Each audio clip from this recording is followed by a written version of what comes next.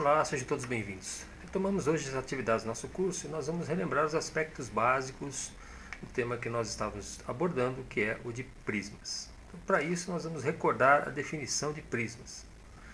Nós consideramos aqui dois planos paralelos entre si, de maneira que no plano inferior, por exemplo, nós temos uma região poligonal qualquer R e, interseccionando esses dois planos, nós temos uma reta R qualquer. Um prisma vai ser objeto construído de maneira que nós vamos tomar segmentos de reta com origem na região poligonal R, no plano alfa, e traçarmos segmentos paralelos à reta R até que esses segmentos interseccionem o segundo plano beta. O conjunto de todos esses segmentos que têm origem na região poligonal R, são paralelos à reta R, intersectam em algum ponto o plano beta, é o que a gente chama de um prisma. Definido dessa maneira, nós temos alguns elementos característicos de um prisma. Por exemplo, essas regiões poligonais que delimitam o prisma são chamados de faces do prisma. Cada uma dessas faces, por sua vez, é delimitada por um segmento de reta, e esses segmentos de reta são chamados de arestas do prisma. E, finalmente, onde as arestas se interseccionam, nós temos os vértices do prisma. Então, faces, arestas e vértices são elementos de um prisma qualquer. Um conceito mais geral de prismas é o de poliedros. Poliedros também são objetos tridimensionais, objetos sólidos, delimitados por regiões poligonais quaisquer. Para um poliedro, nós vamos fazer a seguinte classificação: poliedros chamados convexos e não convexos. Considere um poliedro qualquer. Imagine dois pontos quaisquer desse poliedro. Se o segmento de reta que une esses dois pontos está no interior desse poliedro, esse poliedro é chamado de convexo, como por exemplo esse poliedro aqui e o de baixo. Entretanto, se dados dois pontos quaisquer deste poliedro, por exemplo, o ponto R e o ponto U, e o segmento de reta que unir esses dois pontos não estiver totalmente no interior do objeto, esse poliedro é chamado de não convexo, como esse poliedro aqui em azul e esse logo abaixo. Os pontos R e U, ao serem unidos por um segmento de reta, são tais que parte deles se situa no exterior deste poliedro. Portanto, são poliedros não convexos. O que a gente vai fazer é basicamente estudar algumas propriedades e características de poliedros e particularmente de prismas convexos. Para poliedros e prismas convexos, nós temos uma relação muito interessante entre aqueles elementos que nós vimos que um prisma qualquer pode possuir: faces, arestas e vértices. Nós vamos contar para determinados poliedros esses elementos. Então nota que para esse prisma, por exemplo, nós temos uma face aqui embaixo, uma face aqui em cima e mais 3 faces aqui nas laterais, totalizando 5 faces. Esse mesmo prisma tem 1, 2, 3, 4, 5, 6 vértices.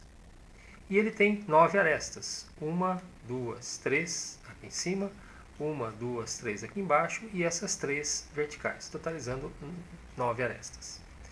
Nós podemos escrever uma relação entre esses elementos da seguinte forma: considera o número de vértices menos o número de arestas mais o número de faces. Para esse prisma, nós percebemos que essa expressão tem o seguinte valor numérico: 6 menos 9 mais 5, 2.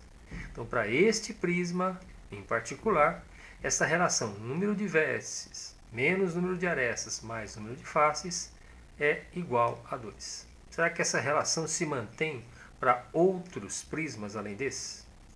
Vejamos esse novo caso. Vamos contar também vértices, faces e arestas. Vértices são 8. 1, 2, 3, 4, 5, 6, 7, 8. Faces são 6. Uma superior, uma inferior e essas 4 laterais. E arestas são 12. 4 na face superior, 4 na face inferior e mais essas 4 laterais, 12. O interessante é que essa relação V menos A mais F ainda é igual a 2. 8 menos 12 mais 6, 8 menos 12, Menos 4 mais 6, 2. Então, a exemplo do prisma anterior, esta relação também é igual a 2. Por mais particulares que possam parecer esses exemplos, também para este prisma, nós vamos ter que a relação V menos A mais F também é igual a 2. Nota que esse prisma tem 10 vértices, 5 na face superior mais 5 na face inferior. Ele tem 7 faces, a face superior, a face inferior e mais essas 5 laterais. E ele tem 15 arestas, 5 na face superior, 5 na face inferior e mais essas 5 laterais, 15.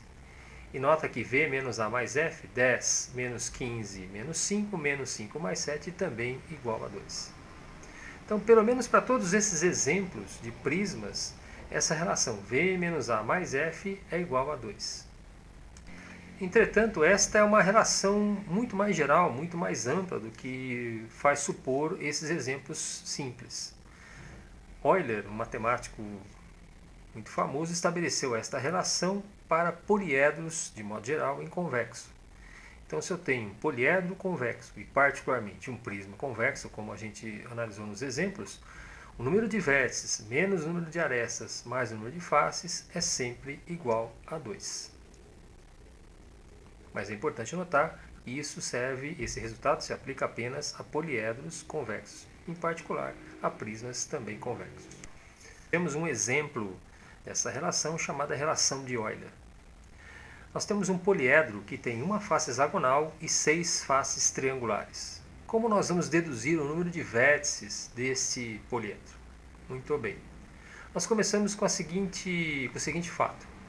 Se esse poliedro tem uma face hexagonal e 6 faces triangulares, ele tem no total 7 faces. Então nós já conseguimos determinar dessa informação o número total de faces desse poliedro.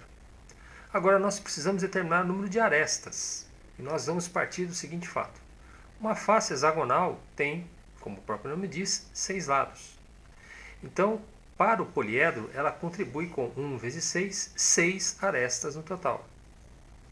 Como esse mesmo poliedro tem 6 faces triangulares, essas faces triangulares contribuem com 6 vezes 3, 18 arestas no total para esse poliedro. E assim, este poliedro teria 6 mais 18, 24 arestas. Entretanto, nós temos que lembrar o seguinte fato. Duas faces adjacentes partilham uma única aresta em comum. Por essa razão, nós temos que dividir por 2 o total de arestas desse poliedro. E assim, na realidade, esse poliedro tem 12 arestas. Ora, usando agora a relação de Euler, se eu conheço o número de faces, 7, o número de arestas, 12, eu consigo deduzir que este mesmo poliedro tem 7 vértices. Continuando agora com a classificação desses prismas em particular. Um prisma pode ser classificado como reto ou como oblíquo. Ele é reto quando as suas arestas laterais formam um ângulo de 90 graus com o plano da base. Já, por outro lado, se essa aresta lateral tem um ângulo diferente de 90 graus com o plano da base, esse prisma é chamado de prisma oblíquo. A nomenclatura do prisma também segue a nomenclatura da região poligonal, que é base ou que dá origem a esse prisma. Se a região poligonal que deu origem a esse prisma é um triângulo, então nós temos um prisma triangular. Se é um quadrado, um prisma quadrangular. Se a região que deu origem a esse prisma é um pentágono, nós temos um prisma pentagonal e um prisma hexagonal, caso o polígono que deu origem a esse prisma seja um hexágono. Um elemento importante que serve muitas vezes para resolver vários problemas em prisma é o que a gente chama de planificação. Como todas as faces de um prisma são regiões poligonais, portanto nós podemos colocá-las em um mesmo plano. Ao fazer isso, nós estamos planificando um prisma. A planificação de um prisma nada mais é do que a representação em um único plano de todas as faces desse mesmo prisma. Por exemplo, considera um prisma hexagonal como esse. A base é um hexágono, E mais do que ser um hexágono, um prisma é hexagonal reto. Ou seja, as arestas laterais formam um ângulo de 90 graus com o plano da base. Dessa maneira, nós temos, como planificação, primeiro, dois hexágonos que representam as bases ou as regiões que deram origem a este prisma, e essas chamadas faces laterais são retângulos, já que esse prisma é um prisma reto. Por exemplo, um prisma reto triangular. Ele tem como origem um triângulo e, novamente, por ser reto, essas arestas laterais formam um ângulo de 90 graus com a base. Logo, a planificação desse prisma, ou seja, a representação de todas as faces em um único plano, produz dois triângulos, que são as bases, e as faces laterais serão três retângulos. Dentre os prismas retos, nós temos ainda um subconjunto de prismas, de maneira que são prismas cujas bases ou regiões poligonais que deram origem a esses prismas são regulares, são polígonos regulares. E o que é um polígono regular? É um polígono cujas arestas todas têm a mesma medida, ou cujas arestas são congruentes. Então, nesse caso, nós teremos também um prisma regular. Um prisma triangular regular é um prisma que, além de ser reto, tem como base um triângulo equilátero. Um prisma regular hexagonal, além, novamente, de ser um prisma reto, ou seja, aquele em que as arestas laterais formam um ângulo de 90 graus com o plano da base, tem como base um hexágono regular, ou seja, um hexágono cujas arestas todas têm a mesma medida ou são congruentes. Dentre os prismas, um subconjunto, uma classe, uma família particular é daquela dos chamados paralelepípedos. São prismas nos quais as faces duas a duas são paralelas. Por exemplo, nesse prisma aqui, no canto superior à esquerda, a face ABCD é paralela à face EFGH. E assim para as demais. A mesma coisa para esse prisma no canto inferior à direita. A face aqui, que é base, é paralela a esta face superior, e assim para as demais faces. Duas a duas, elas são paralelas. Interessante notar que para um paralelepípedo reto retangular, ou seja, um paralelepípedo que tem como faces retângulos, já que ele é reto, ou seja, as arestas laterais formam um ângulo de 90 graus com o plano da base, todas as faces desse prisma serão retângulos. Duas representando a base, os quatro demais as faces laterais. E é exatamente para um paralelepípedo reto retangular que nós podemos determinar a primeira relação métrica, ou seja, a primeira relação que envolve a medida dos lados desse paralelepípedo e um outro elemento do mesmo. Nós vamos calcular aqui a medida da diagonal deste paralelepípedo. Lembra, diagonal é um segmento que une dois vértices não consecutivos de um polígono, ou no caso, agora de um prisma. Então nós temos aqui esse prisma, esse paralelepípedo reto retangular, com vértices A1, A2, A3, A4, A5, A6, A7 e A8. Nota que nós temos duas diagonais em questão. A diagonal D, que é a diagonal da base, e a diagonal D maiúsculo, que é a diagonal, sim, do paralelepípedo. Nós estamos interessados em avaliar ou determinar a medida desse segmento, que vai de A1 até A6, que une os vértices A1 até A6, em função das medidas A, B e C características desse paralelepípedo. Para isso, nós temos que dar um passo auxiliar e considerar essa diagonal da base de minúsculo e olhar para os vértices A5, A6 e A8. Esses vértices formam um triângulo retângulo. Por quê? Porque a base desse paralelepípedo é um retângulo. E esse segmento A6, A8 é exatamente uma diagonal deste retângulo. Assim, nós podemos aplicar o teorema de Pitágoras para, em função da medida dos lados A e B, determinar a medida da diagonal. Assim, nós temos que a diagonal da base, o segmento determinado por A6 e A8 ao quadrado, é A5, A6 ao quadrado, mais A5, A8 ao quadrado, ou seja, A ao quadrado mais B ao quadrado. Então, a diagonal da base ao quadrado tem comprimento dado por a ao quadrado mais b ao quadrado. Agora nota que esse triângulo com vértices em A1, A6 e A8 também é um triângulo retângulo. Por qual razão? Porque este paralelepípedo é um prisma reto, ou seja, as arestas laterais formam um ângulo de 90 graus com o plano da base.